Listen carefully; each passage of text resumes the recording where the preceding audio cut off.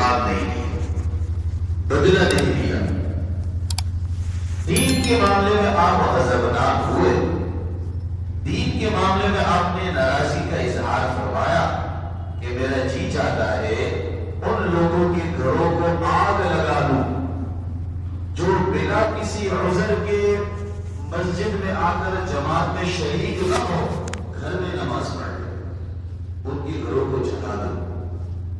ناراضگی کا اظہار فرمایا، غصے کا اظہار فرمایا، جلال کا اظہار فرمایا، لیکن اپنی ذات کی نہیں۔ حکم الہی کی خاطر آپ نے اس غصے کا اظہار فرمایا۔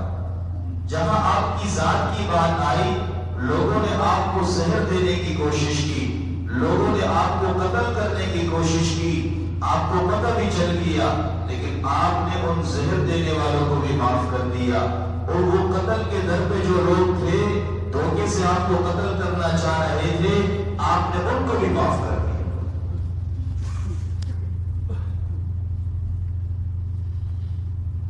انسان پر دو قسم کے حالات آتے ہیں، اور دونوں قسم کے حالات پر دو قسم کے احکامات شریعت کی طرف سے ہمیں لاگو ہوتے ہیں۔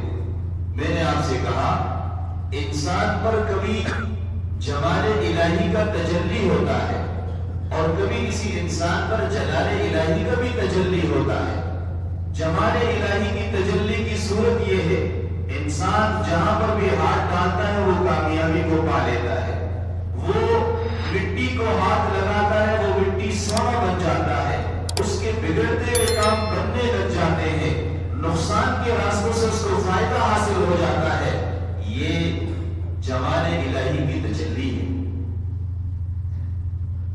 خوشحالی اور آسانی اور راحت نعمتوں کی بارش ہوتی ہے۔ دوسری صورت، انسانی زندگی پر کبھی کبھار اس کے اپنے ہی بدعمالیوں کی بنا پر یا کسی اور وجوہات کی بنا پر اللہ تبارک و تعالی اس پر جلال الہی کی تجلی فرماتے ہیں، پھر معاملہ برعکس ہو جاتا ہے، وہ سونے کو ہاتھ لگاتا ہے وہ مٹی بن جاتا ہے، بننے والے کام بگڑ جاتے ہیں، نفع کے راستے میں اس کو نقصان ہو جاتا ہے، ہر طرف سے راستے اس پر بند ہو جاتے ہیں، ہزاروں تدبیر کرتا ہے نفع کرنے کی، لیکن وہ نقصان سے نکل نہیں پاتا، مزید نقصان کے اندر، مزید مسائل کے اندر، دلدلوں کے اندر وہ پھنستا جاتا ہے،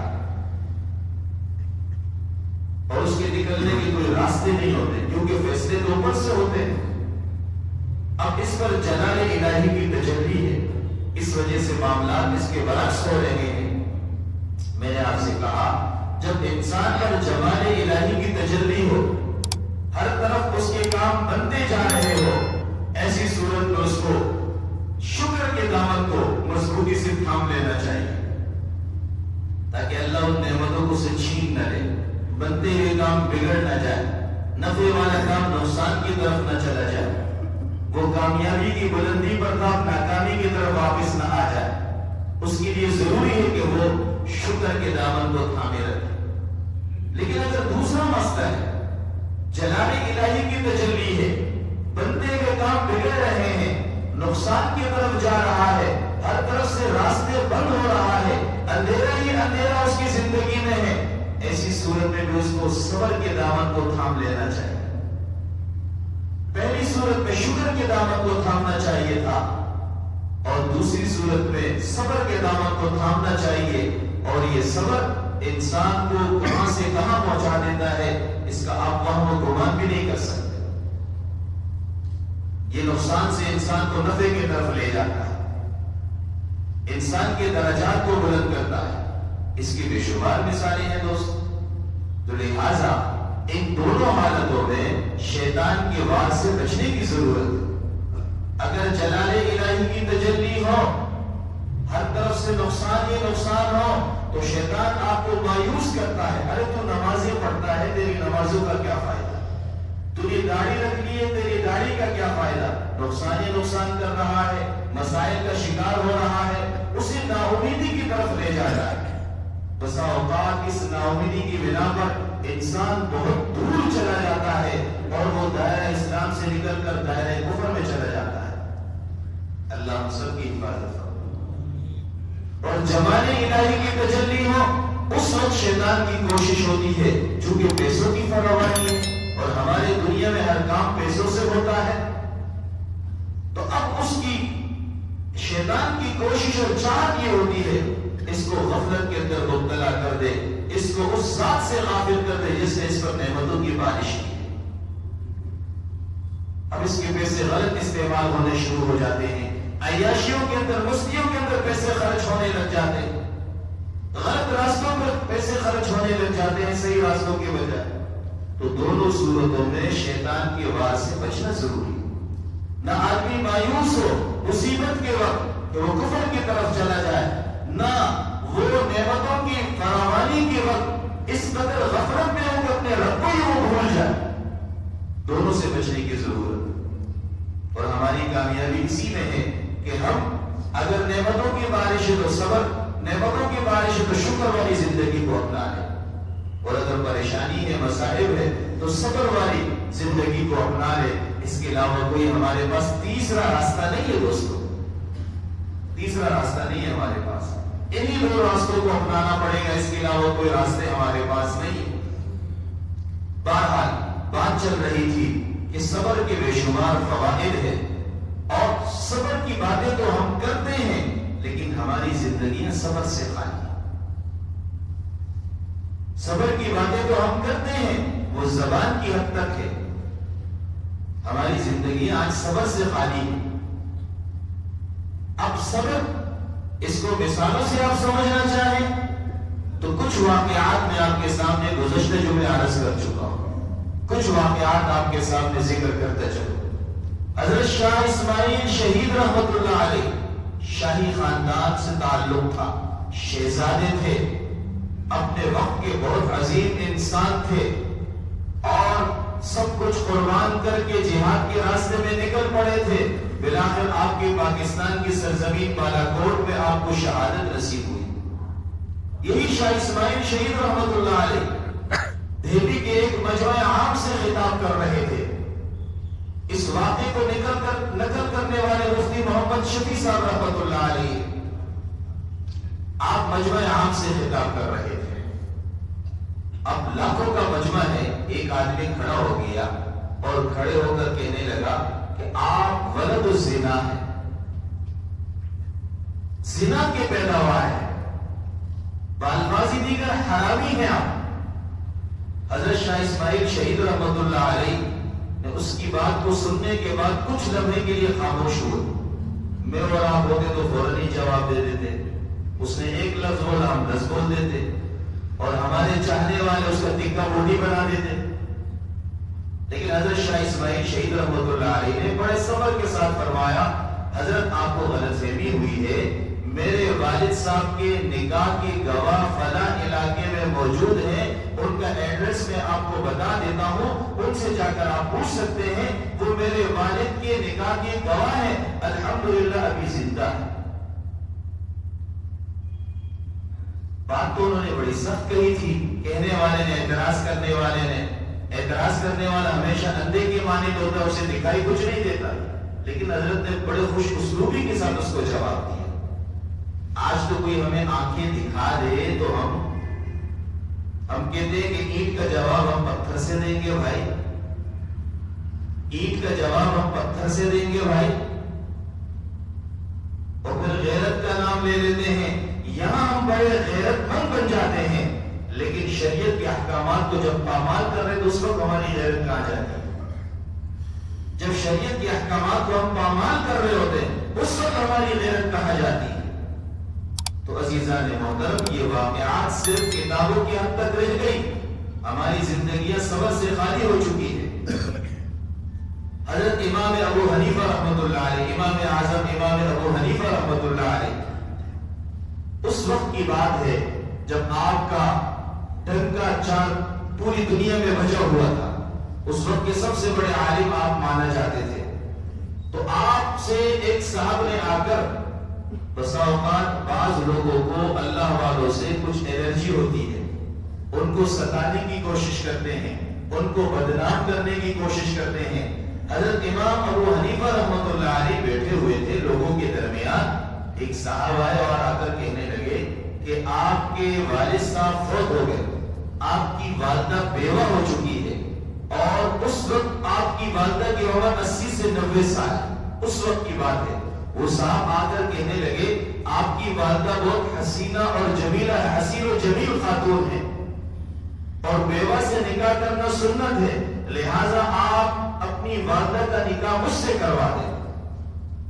حضرت امام اعظم امام ابو حنیفہ رحمۃ اللہ علیہ بھاگ گئے، اس کی نیت ٹھیک نہیں ہے، یہ بطور استہزاء کی یہ باتیں کر رہا ہے۔ تو حضرت امام صاحب رحمۃ اللہ علیہ نے بڑے سکون کے ساتھ جواب دیا، میری والدہ عاقلہ بالغہ ہے، وہ اپنے حق میں خود فیصلہ کر سکتی ہیں، لہٰذا میں اپنی والدہ سے پوچھ کر آ جاتا ہوں کہ میری والدہ اگر تیار ہے تو ٹھیک ہے۔ حضرت امام ابو حنیفہ رحمۃ اللہ علیہ ابھی مڑے اپنی والدہ کی طرف جانے کے لیے، اتنے میں جس صاحب نے یہ کہا تھا، جو استہزاء کرنا چاہ رہے تھے، ان کے پیٹ میں ایک تکلیف ہوئی، درد ہوئی، اور اسی درد کی بنا پر وہی گرے اور فوت ہو گئے۔ اور حضرت امام ابو حنیفہ رحمۃ اللہ علیہ اکثر کہا کرتے تھے، ابو حنیفہ کے صبر نے اس کو موت کی نیند سلا دی، ابو حنیفہ کے صبر نے اس کو موت کی نیند سلا دیا۔ عزیزان محترم، اللہ والوں کی استہزاء سے بچنا چاہیے۔ من عاد لی ولیا فقد آذنتہ بالحرب، جو اللہ کے ولی کو ستاتا ہے وہ گویا کہ اللہ سے اعلان جنگ کرتا ہے۔ اب اللہ سے کوئی لڑ سکتا ہے، کوئی مقابلہ کر سکتا ہے، تو بہت احتیاط کی ضرورت ہے، بہت احتیاط کی ضرورت ہے۔ کہتے ہیں اگر کوئی شخص کسی عالم کی توہین کرے، اللہ اس کی نسلوں سے علم کو اٹھا لیتے ہیں، اس کی کئی نسلوں تک عالم پیدا نہیں ہوتے، کئی نسلوں تک عالم پیدا نہیں ہوتے۔ بہت احتیاط کی ضرورت ہے، چاہے علماء سیاسی ہو غیر سیاسی ہو، آپ کو احتیاط کرنے کی ضرورت ہے۔ خواہ اپنی زبانوں کو گندا نہ کریں، سیاسی ہو غیر سیاسی ہو، عالم ہے، احترام ہم پر لازم ہے۔ تو اس وجہ سے ہمارے ہاں یہ استہزاء والا معاملہ بہت زیادہ ہے۔ حضرت مولانا قاسم نالوتری رحمۃ اللہ علیہ کے پاس کچھ لوگ آئے، ان کی توہین کرنا چاہ رہے تھے، اور کہا کہ ہمارا ایک بندہ فوت ہو گیا ہے، آپ جنازہ پڑھا دیں۔ بندہ فوت نہیں ہوا تھا، ایک آدمی کو میت کو جس تختے پر لٹایا جاتا ہے اس پر لا کر حضرت کے سامنے رکھ دیا، اور حضرت کھڑے ہو گئے جنازہ پڑھانے کے لیے۔ اب جب جنازہ پڑھانے کے لیے حضرت آگے بڑھے تو پیچھے سے سارے ہنسنے لگ گئے، مذاق اڑانے لگ گئے کہ ایک زندہ آدمی کا جنازہ آپ پڑھا رہے ہیں، یا وہ جنازے پڑھا چکے تھے۔ اس کو دیکھو، اتنا بڑا عالم اپنے آپ کو کہتا ہے، اس کو یہ نہیں پتا کہ ایک زندہ آدمی کا جنازہ یہ پڑھا رہا ہے۔ حضرت نے آگے سے فرمایا، بھئی میں نے زندے کے جنازے کو نہیں پڑھایا، میں نے میت کے جنازے کو پڑھایا۔ اگر آپ کو شک ہے دیکھ لو، کپڑا ہٹا کر دیکھا، اس کو ہلایا تو وہ دنیا سے جا چکا تھا، وہ جا چکا تھا۔ تو عزیزان محترم، صبر بہت بڑی چیز ہے، صبر کے دامن کو کسی حالت میں آدمی نہ چھوڑے، اور نہ نقصان ہی نقصان ہے، نقصان ہی نقصان ہے۔ حضرت مولانا اشرف علی تھانوی رحمۃ اللہ علیہ ہندوستان کے کسی علاقے میں جلسہ عام سے خطاب کرنے گئے۔ حضرت مولانا اشرف علی تھانوی رحمۃ اللہ علیہ نے بدعت کے خلاف، رسومات کے خلاف بہت کچھ لکھا، بڑا کام کیا آپ نے۔ اس وجہ سے اہل بدعت شروع سے آپ کے خلاف ہے، اور آج بھی اہل بدعت حضرت مولانا اشرف علی تھانوی رحمۃ اللہ علیہ کو بہت برا بلا بولتے ہیں، حالانکہ بڑے عظیم انسان ہیں۔ آپ نے 1400 کتابیں لکھی ہیں، آپ نے کتنی کتابیں لکھی ہیں؟ 1400 کتابیں، 1400 کتابوں کے آپ مصنف ہیں۔ قرآن کریم کی تفسیر آپ نے لکھی ہے، بیان القرآن کے نام سے، بہت عظیم تفسیر ہے آپ کی۔ تو حضرت تھانوی رحمۃ اللہ علیہ ایک جگہ خطاب کرنے تشریف لے گئے، ایک صاحب کھڑے ہوئے اور اس نے کہا، پہلی بات آپ کافر ہیں، جیسے آج بھی لوگ کہتے ہیں کہ حضرت تھانوی نعوذ باللہ کافر ہے۔ دوسری بات، آپ ولد الزنا ہیں، سنبھل کر کیجیے گا. 3 باتیں کہی مجمع عام میں کھڑے ہو کر ایک صاحب نے کہا پہلی بات آپ کافر ہیں, دوسری بات آپ ولد الزنا ہیں, تیسری بات یہ ہے کہ بات سنبھل کر کیجیے گا. حضرت مولانا اشرف علی تھانوی بھی تو عظیم انسان تھے, حکیم الامت تھے. حضرت نے فرمایا لوگوں گواہ رہنا میں کافر تھا, کلمہ پڑھ رہا ہوں, اور فوراً کلمہ پڑھا اور کہا کہ میں مسلمان ہو گیا. آپ نے کہا میں کافر تھا تو میں مسلمان ہو گیا. اور اس کے بعد جہاں تک تعلق ہے آپ نے کہا میں ولد الزنا ہوں, الحمدللہ مجھے اس مجمع میں وہ افراد نظر آ رہے ہیں جو میرے والدین کے نکاح کے گواہ تھے, وہ موجود ہے. بس اتنی سی بات کہی. تیسری بات آپ نے کہا ذرا سنبھل کر بات کرنا, میں یہاں رشتہ مانگنے نہیں آیا ہوں, چندہ مانگنے نہیں آیا ہوں, میں حق بیان کرنے آیا ہوں. میں کیوں سنبھل کر بات کروں, جو حق ہے وہ بیان کروں گا. بات تو سنبھل کر وہاں کی جاتی ہے جہاں مالی مفادات ہو, جہاں چندہ طلب کرنا ہو, لوگوں کو خوش کرنا ہو. میں تو کوئی چندہ مانگنے نہیں آیا, نہ رشتہ مانگنے آیا ہوں کہ بات سنبھل کر کرو, دب کر کرو. صبر اس چیز کا نام ہے. اس انداز سے ہمارے اکابر جواب دیا کرتے تھے, اور ہم اینٹ کا جواب پتھر سے, مکے کا جواب لاکھ سے, گالی کا جواب 1 درجن گالی سے, گالی کا جواب بغیر اٹکن بغیر غلطی کے 1 درجن گالی سے. لیکن افسوس کی بات تو یہ ہمارے ہاں لوگ ہنستے ہنستے بھی گالی دیتے ہیں. یعنی ان کی زبان پر گالی اس قدر جاری ہو چکی ہے وہ اپنے بچوں کو بھی گالی دے دیتے. گدھے کا بچہ, باپ اپنے بیٹے کو کہتا ہے گدھے کا بچہ, یعنی اپنی صفت وہ خود بیان کر رہا ہے, میں کیا چیز ہوں. ظاہر بات ہے آپ اپنے بچے کو گالی دے رہے ہیں تو بچے پر اس کا کیا اثر پڑے گا, معاشرے پر اس کا کیا اثر پڑے گا. آپ کسی بڑے عہدے پر فائز ہیں, اللہ نے آپ کو کسی اچھے عہدے پر منتخب کیا ہے, آپ اس عہدے پر بیٹھ کر اس کا ناجائز فائدہ اٹھا رہے ہیں, اپنے نیچے والوں کو گالیاں دے رہے ہیں. یہ بڑی خطرناک سی بات ہے. آج یہ سیٹ آپ کے پاس ہے, کل شاید یہ سیٹ آپ کے پاس نہ ہو. یہ سیٹ آج آپ کے پاس ہے, شاید کل نہ ہو. پھر کیا ہوگا دوستو, پھر کیا ہوگا دوستو. اس کو تو ذرا سوچے نا, اس کو تو ذرا سوچے نا. ایک معمولی آدمی جو سپروائزر بن جاتا ہے وہ اپنے آپ کو وجہ سے خدا بنا بیٹھ جاتا ہے. اس کی زبان, اس کا انداز, اس کا چلنا پھرنا, خصوصاً نیچے والوں سے جب وہ گفتگو کر رہا ہو, اس کے انداز کو دیکھیے. اللہ کو یہ بڑا پن اور یہ ناز و نخرے, یہ تکبر پسند نہیں ہے, عاجزی پسند ہے, عاجزی پسند ہے, گالم گلوچ پسند نہیں ہے. اچھے کلمات کہنا صدقہ ہے, گالی دینا تھوڑی صدقہ ہے. کس نے آپ کو کہہ دیا اتنا صدقہ خیرات آپ کیوں کر رہے ہیں؟ نہ کیجیے گالی والا صدقہ. اچھے الفاظ, تسلی کے الفاظ. یہ جو ہم تعزیت کے لیے جاتے ہیں یا ہم کسی بیمار مریض کی بیمار پرسی کرنے جاتے ہیں, وہاں جا کر اس کے غم کو مزید تازہ کرتے ہیں. تعزیت کس کو کہتے ہیں؟ سامنے والے کو تسلی کے کلمات کہنا, ایسی بات کرنا اس کا غم ہلکا ہو جائے. ہمارے یہاں تعزیت کا مطلب بھی اور ہے. جب تک ہم آنسو نہیں بہائیں گے تو تعزیت نہیں ہوگی. جانے والا بھی اور اس کو دیکھ کر جس کے یہاں میت ہوئی وہ بھی رو پڑتا ہے. تعزیت اس کا نام نہیں ہے. آپ تو غم کو مزید تازہ کر رہے ہیں. تعزیت ایسی کلمات کو کہا جاتا ہے جس سے اگلے والے کو صبر آ جائے. تعزیت کا مطلب سمجھے, مسنون تعزیت کا طریقہ سیکھیں, بیمار پرسی کا طریقہ سیکھیں, مریض کو کن باتوں سے راحت ہوتی ہے وہ باتیں کریں.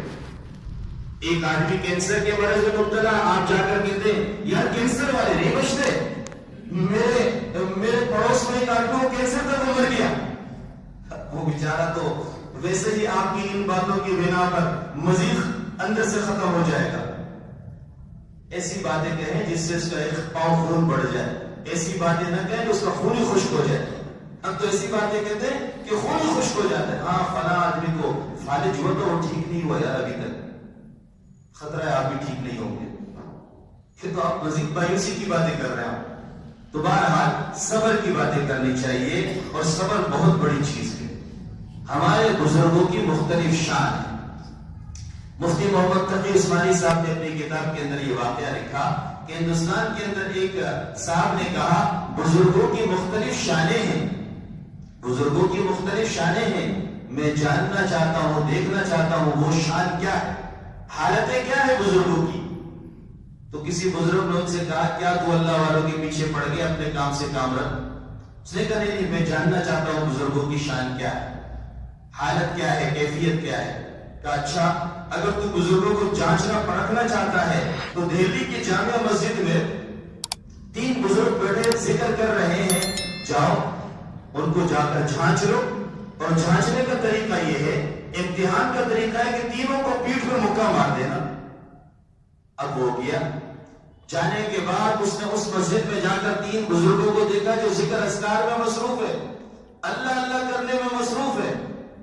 پہلے تو مکہ مارا، اس نے تو پیچھے مڑ کے ہی نہیں دیکھا اس بزرگ نے، وہ اپنے ذکر اذکار میں مست تھا، محبت الہی میں وہ گم تھا، اسے تو پتہ ہی نہیں چلا کسی نے مجھے مکہ مارا۔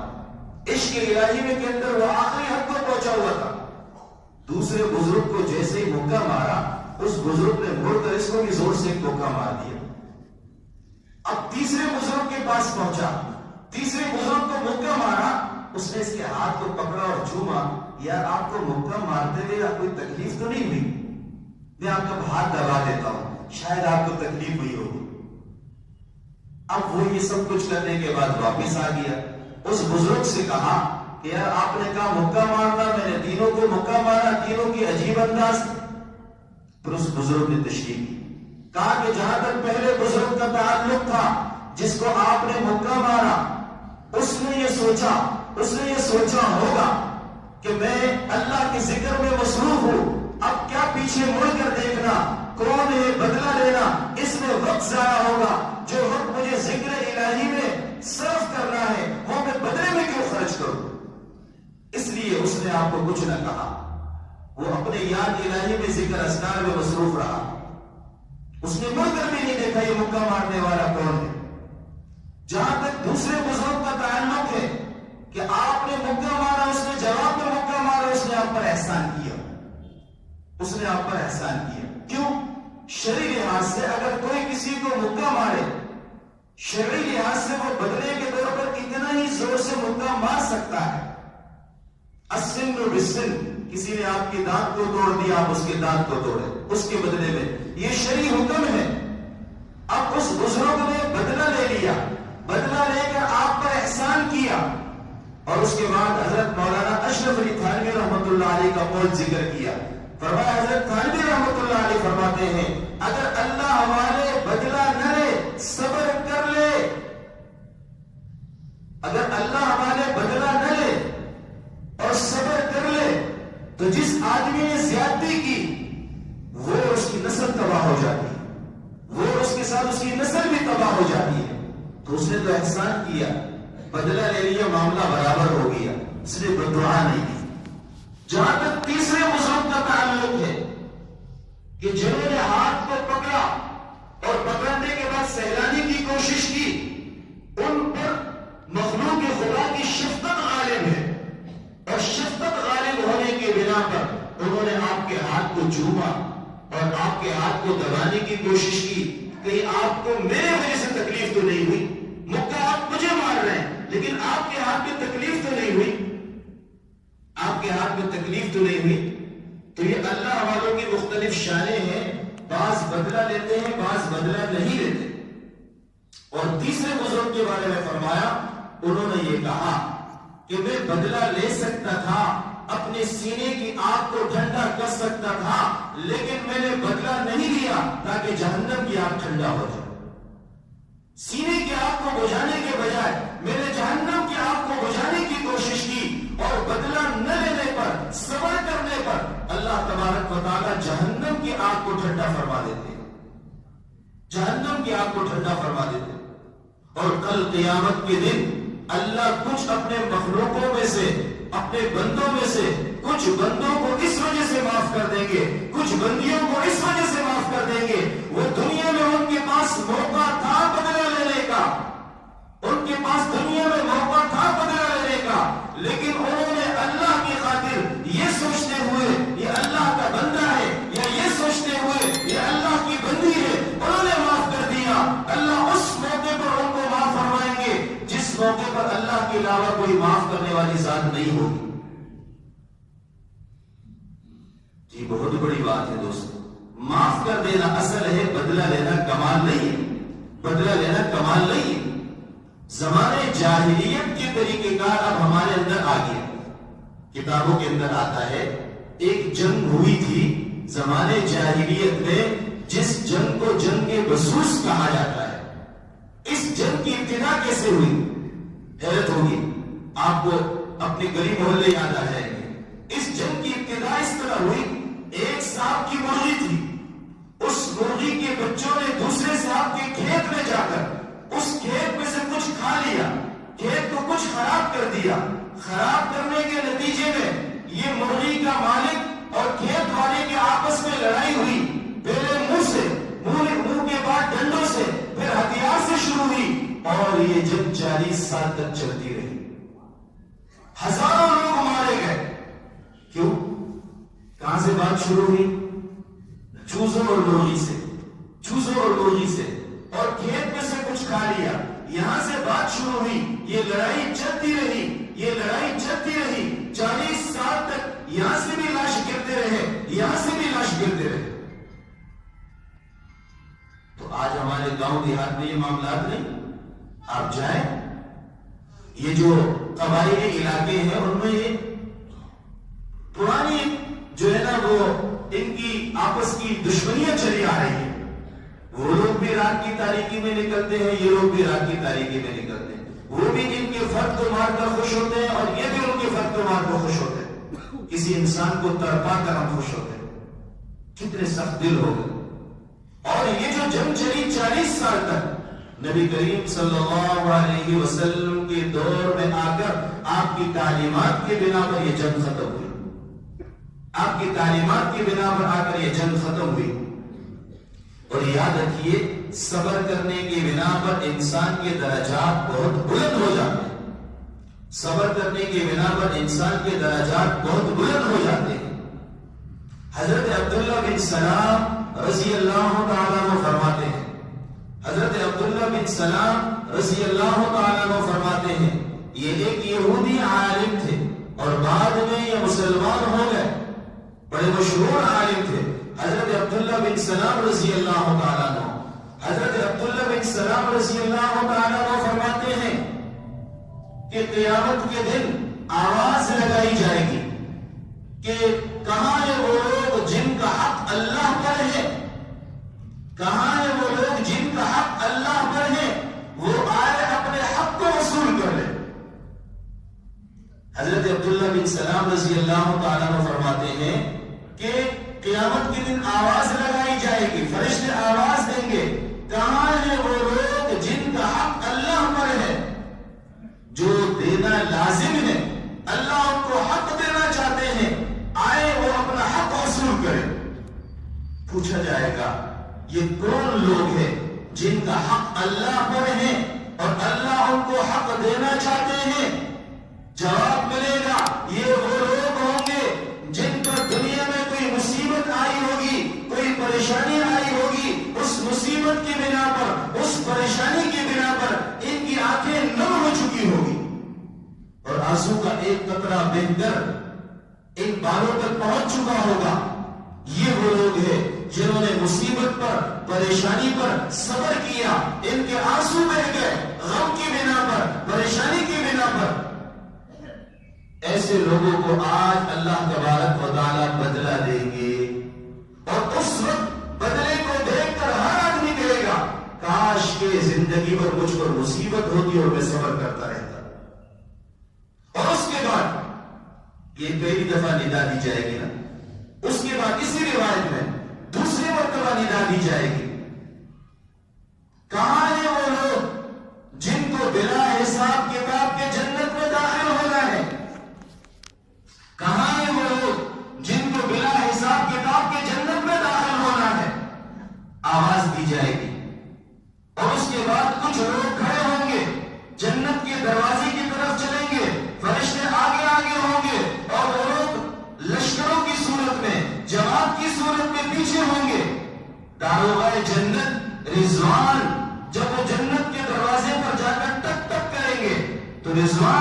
فرشتہ پوچھے گا کون لوگ ہیں؟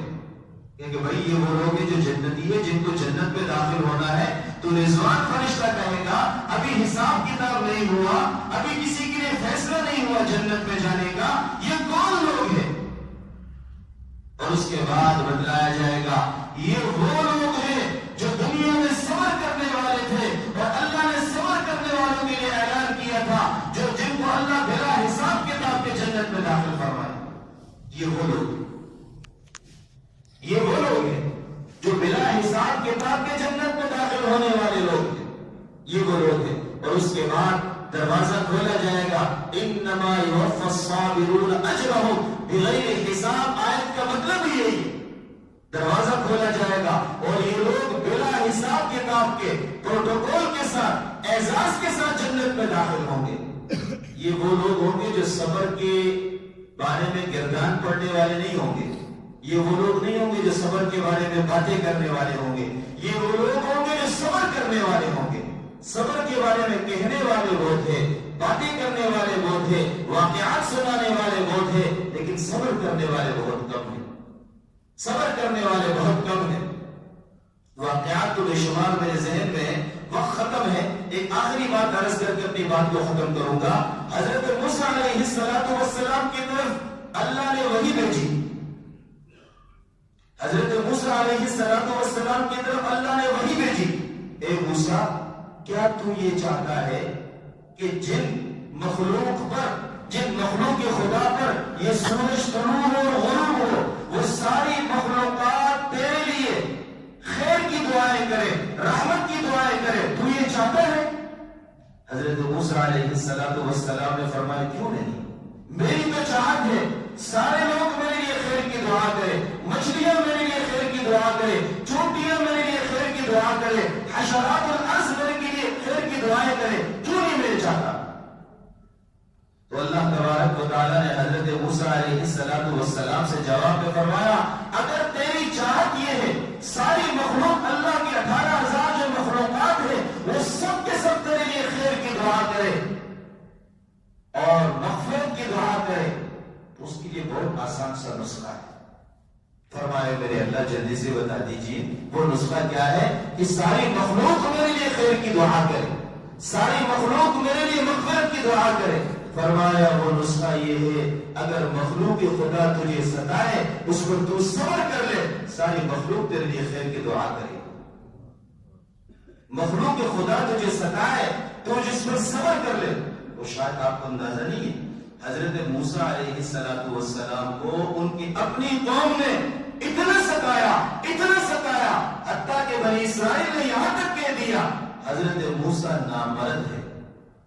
یہ الزام بھی حضرت موسیٰ پر لگا لیکن آپ نے صبر سے کام لیا اور اللہ نے یہی نسخہ حضرت موسیٰ کو بتلایا تھا کہ اگر تو چاہتا ہے ساری مخلوق تیرے لیے خیر کی دعا کرے، مغفرت کی دعا کرے، اس کے لیے آسان نسخہ یہ ہے مخلوق خدا تجھے ستائیں گے اس سے انکار نہیں ہے لیکن اس ستانے پر تو صبر کرے گا تو اس پر سارے مخلوق تیرے لیے خیر کی دعا کریں گے. اگر میں اور آپ بھی یہ چاہتے ہیں ساری مخلوقات ہمارے لیے خیر کی دعا کرے، مغفرت کی دعا کرے، ہماری مغفرت یقینی طور پر ہو جائے تو اس کے لیے آسان سا نسخہ یہ کہ ہمیں صبر سے کام لینا ہوگا.